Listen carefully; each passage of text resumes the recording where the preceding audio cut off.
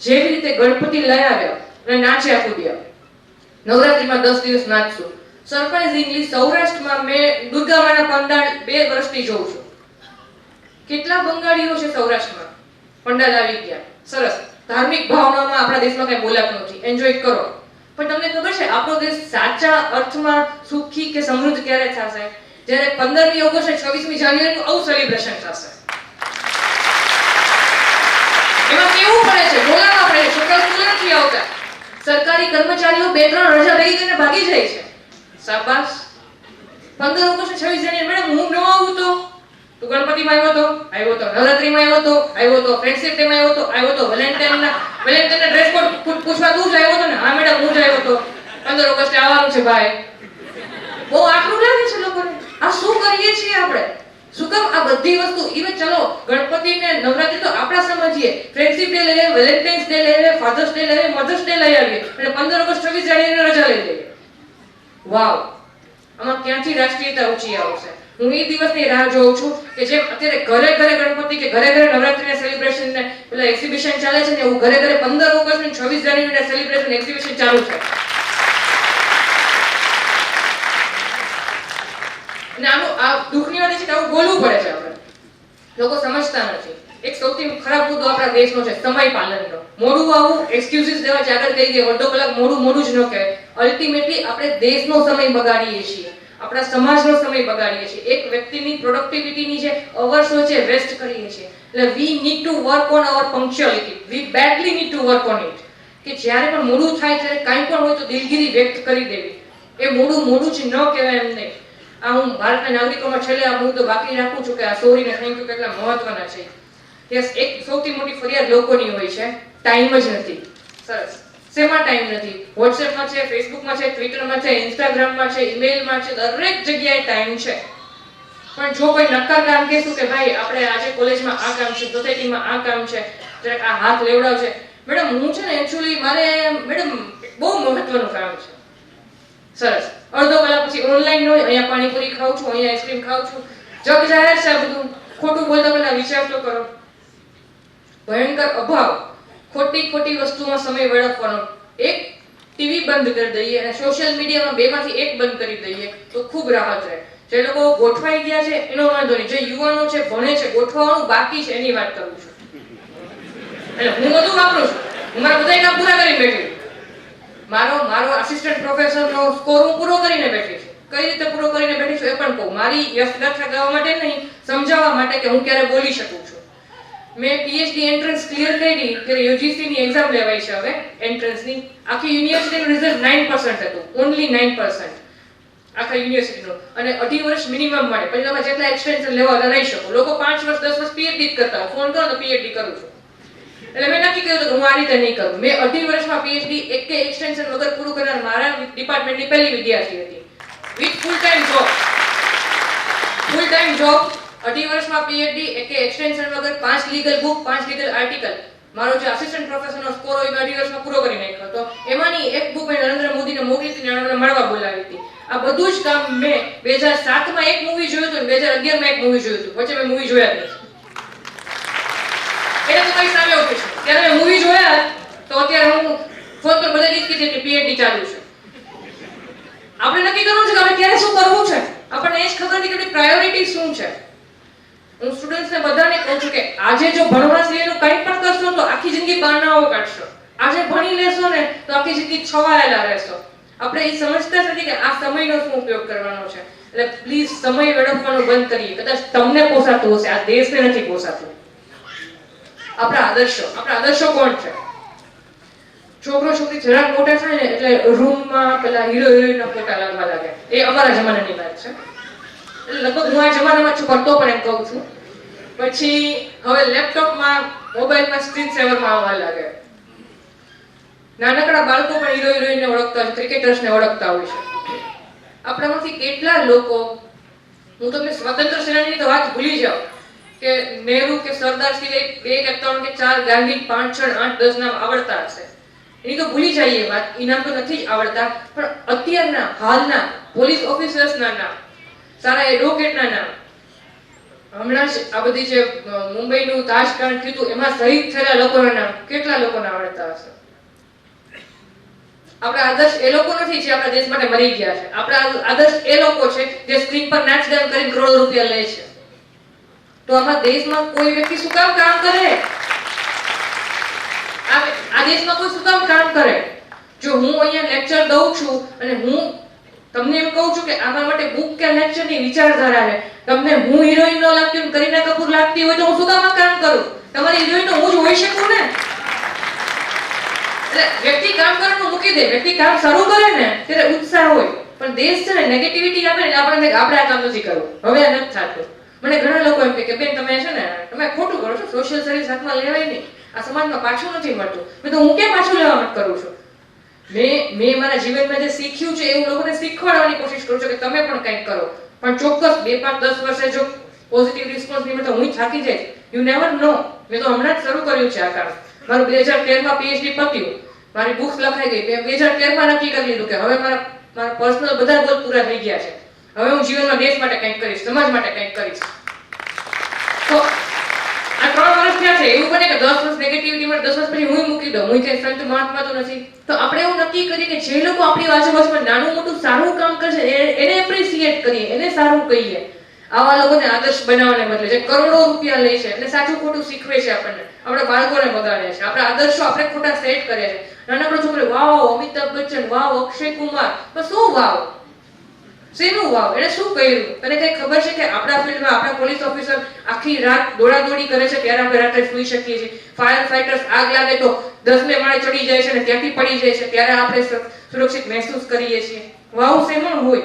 આપણે બાળકોને ખોટી વ્યાખ્યાઓ શીખવીએ છીએ આદર્શોની. એટલે આ પણ આપણે માઇન્ડસેટમાં પહેલા સુધારવાની જરૂર છે.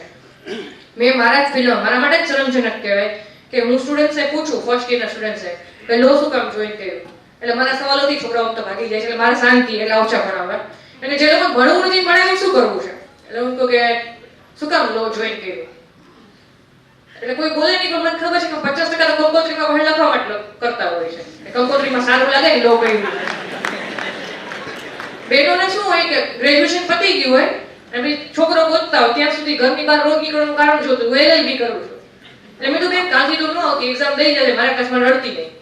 કારણ કે તું આવ બીજા 2 છોકરા ભણતા નથી. તું ટાઈમ પાસ કરવા આવે છે, તું ટાઈમ પાસ કરવા આવે છે. મારા ભણવાના છોકરા બધા ભણી જાય છે. તું આવતી જ નહીં, તું એક્ઝામ દેવા આવશે, તું રોજ રેસકોર્સની પાડીએ જઈને બેસ, મારી કોલેજ એમ ડિસ્ટર્બન્સ ઊભું કરતી નહીં. મારે આવા સ્ટુડન્ટનું ક્લાસમાં કામ જ નથી. પહેલા લેક્ચરમાં પૂછું કે લો શું કામ જોઈન કર્યું? ઇન્ડિયાના 3, 4, 5 લોયરના નામ દઈ શકો? વેલ-નોન એડવોકેટના. છોકરાઓને વેલ-નોન એડવોકેટના નામ નથી આવડતા, રામ જેઠમલાણી નથી ખબર, ઉજ્જવલ નિકુમ નથી ખબર. તો તમે શું લો કરો છો? તમે જે ફિલ્ડમાં જાઓ છો એ ફિલ્ડમાં કેટલા કાચા છો. વાંચનનો અભાવ, નોલેજનો અભાવ, કોઈ પણ વસ્તુમાં ડેપ્થનો અભાવ, કાંઈ કામ નથી. તો આ કરીએ, આ કરે છે એટલે આ કરીએ, આની ફેશન છે એટલે આ કરીએ, આનો ટ્રેન્ડ છે એટલે આ કરીએ.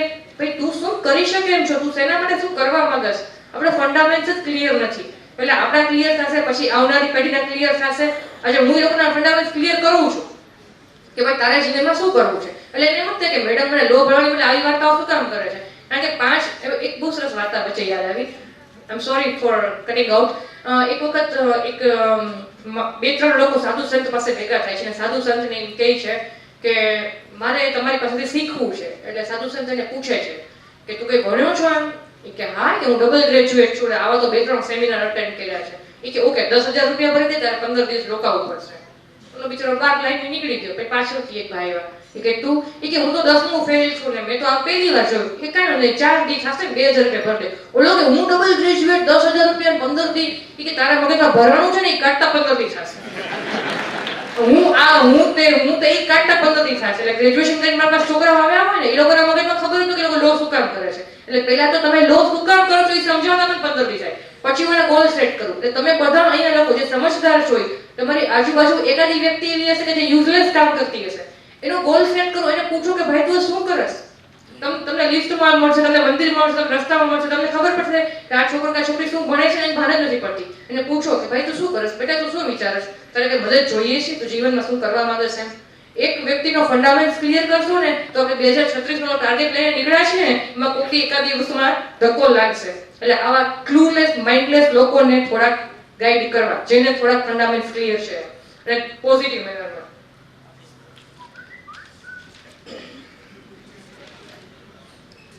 મોબાઈલ ચાલુ રાખો, ઇટ્સ વેરી મેનરલેસ.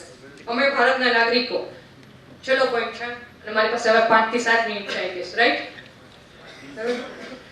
આપણે શું કરી શકીએ ભારતના નાગરિક તરીકે? બહુ સ્વાભાવિક છે કે જો હું સમયની વાત કરતી છું તો મારે સૌથી પહેલા પાલન કરવું પડશે. ઇમ્પ્રુવમેન્ટ બિગિન્સ વિથ આઈ. ચોખ્ખાઈ રાખીએ. એક વસ્તુ સમજીએ, આપણું ઘર સાફ રાખીએ છીએ, આ આપણો દેશ છે ને એ આપણું ઘર છે એવું એક સેકન્ડ માટે સ્વીકારી લઈએ કે આ આખો દેશ મારું ઘર છે. અહીંયા તો ફેંકી દેવાય, ત્યાં તો આમ ચાલે, આમાં તો આમ જ હોય.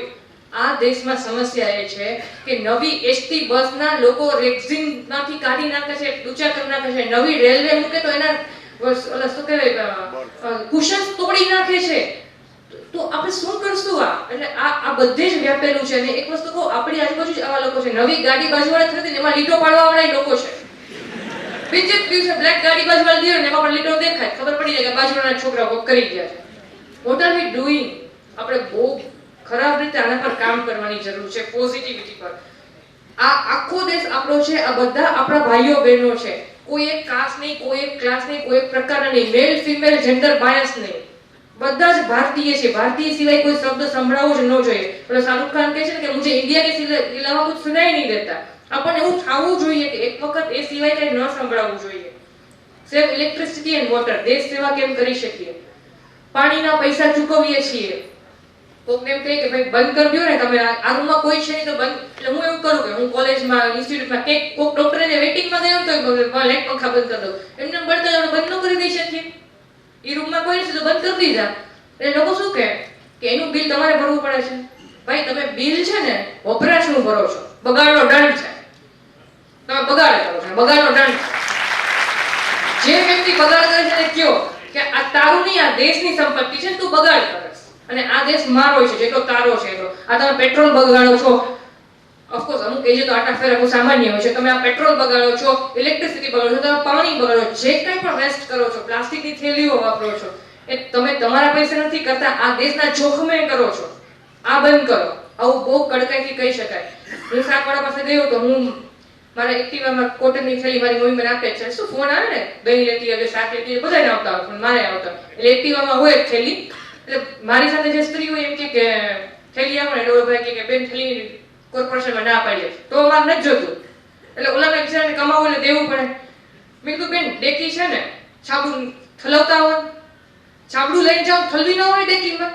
બેન તમારે શું છે? લાજવાની બદલે ગાજવું.